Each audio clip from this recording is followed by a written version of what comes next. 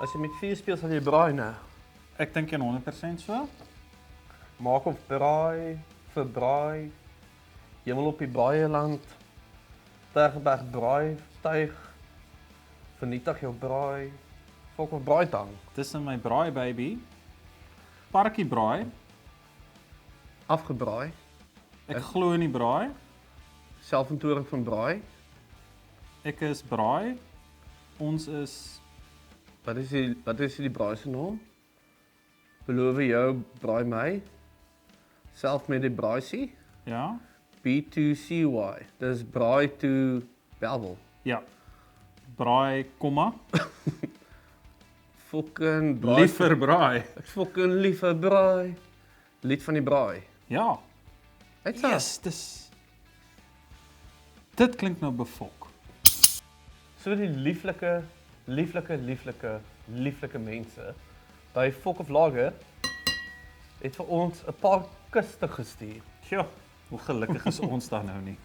Dit is so, wat meer kan jy vra in die lewe as een van jou favorite bands moet so lekker bier maak en hulle sê vir jou 'n paar kuste. Ek hoop net julle bedoel ons moet fok of nie. Dis al wat my nog bietjie pla oor hierdie.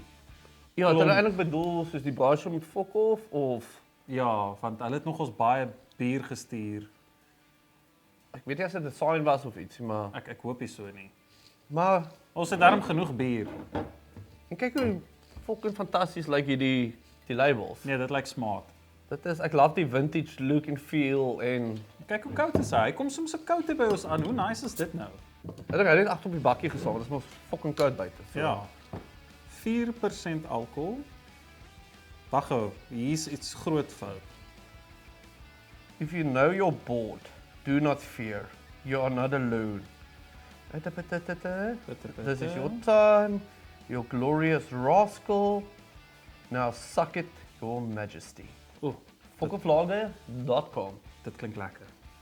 Dit klink lekker. Hulle het 'n nice storie agterop wat jy sommer kan lees voordat jy gaan drink, sodat jy kan onthou. Ek is reg. Okay, maak ons maak vir jou oop. Asseblief maak my oop. Oh.